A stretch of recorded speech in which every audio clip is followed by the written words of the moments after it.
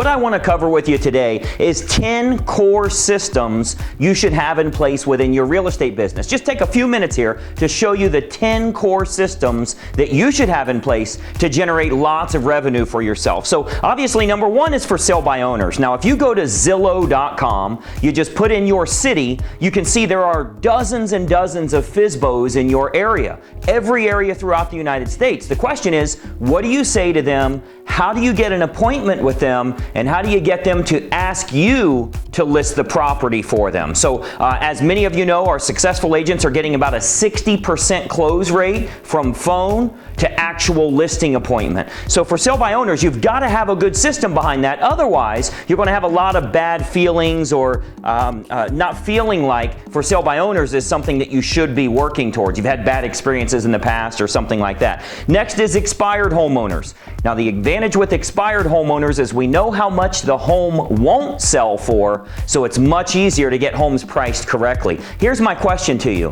What does your multi-step sequence look like that's going out to these expired homeowners? What does your marketing campaign look like that's getting you a minimum 1 or 2 listing appointments every single week? If you don't have that, you're really not in business when it comes to expired homeowners. We're licensed, we're not practicing. You have to have a solid system for expired owners. Next is divorce attorneys. Now, it won't surprise you to know that everybody that gets a divorce, I think they say 95% of all divorces, it stems from money issues.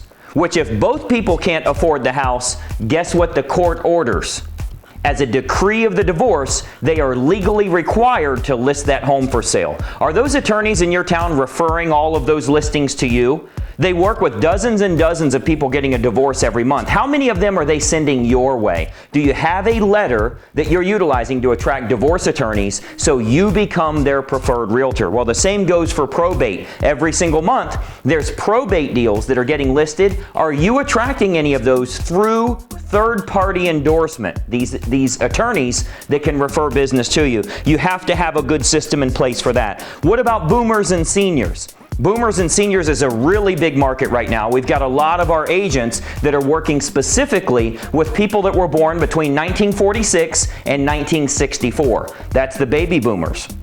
What does your system look like for that? What does your marketing campaign look like for that? Can you email me the sales techniques that you're using, all of the marketing pieces you have in place, so we can take a look at that? If you don't have that system in place, guess what? You're not going to make money as a realtor. These 10 core systems have to be in place. Otherwise, you're sitting around waiting on business to happen to you. And obviously, that means it's the CEO's fault that they're not successful. They simply haven't put these systems in place. They're familiar with each one of these. They don't have a real marketing approach to predictably generate those closings every single month. We move from boomers down to number 6, luxury properties. Many of you know I run premier luxury marketing consultants. I have thousands of realtors all over the country that are doing multi-million-dollar deals. How are you attracting luxury deals in your market?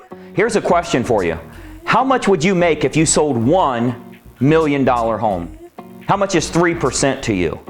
If you sold $1 million house, you've got $30,000 in your bank account. Would that make a difference for you? If you had one closing, would that make a difference for you? What does your system look like for luxury properties right now? Do you have a system in place? And how many are you actually closing on a monthly basis? Let's move down to new construction. New construction is back in most areas of the country. If that's something that's happening in your market, how are you attracting those buyers?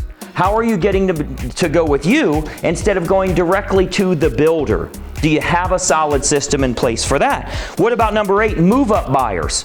See, the advantage with a move-up buyer, if they're selling for $300,000 and they're buying for $600,000, you're on the right end of both of those transactions. Let me tell you what I mean by that. You have a $300,000 seller. How fast would that sell? And then you have a $600,000 buyer where there's not so many homes on the market, you're in a category of 1. You're not competing with 30 and 40 and 50 offers on properties. So move-up buyers, you can strategically go after them with a very specific marketing approach. Do you have that in place right now? Or are you sitting around waiting on business to happen to you? Actually feeling okay that it's the weekend and you don't have any work to do, but hey, you feel like you need a couple of days off. A couple of days off from what? If you don't have all of these systems in place, what days are we actually working with lots of clients that are motivated, ready to buy and sell right now? Let's move from there to number 9, secret list of homes. The only reason a buyer will work with a buyer's agent today is because you can give them access to homes they can't get otherwise. Keep in mind, they have all of the access you do. They can see all the homes for sale. They don't need a realtor for that. They can look up the taxes. They can see what school district it's in. They can look up everything. They can pull their own comps. What do they really need a realtor for? Most of them are saying, I only want to deal with the listing agent, and they're negotiating 2% off right from the top. So let me tell you what that means. $400,000 home, they're already at $392,000. Then they can negotiate with the seller. Let me give you that again. If they knock 2% off of the deal, they tell the listing agent, we won't use another agent, we're only going to use you, but we want 2% off of the commission. Well, you may not be willing to do that, but how many realtors in your town would? So that $400,000 home is already at $392,000. Now they can negotiate with the seller. Do you agree if you're representing a buyer on a $400,000 home, you probably can't even get it at $392,000, let alone lower? They're looking at buyer's agents as a middleman these days. So what type of secret list of unlisted homes are you presenting? Do you have a system for that? Do you have ads and campaigns for that? What do you have in place to generate this on a consistent basis? And number 10, Facebook dark post. What are you doing with dark post advertising to ensure you have new leads every single day? You know, we've got agents all over the country that are generating anywhere from 6 to upwards of 25 leads a day just from dark post ads. Are you using that? Are you even familiar with how that works? Hey, thanks so much for watching this video. Hopefully you found it incredibly helpful. Subscribe to this YouTube channel. Click the subscribe link so you can get notice of new videos as we get them loaded. Additionally, you'll want to check out the description of this video for some additional links that'll help you with growing your business.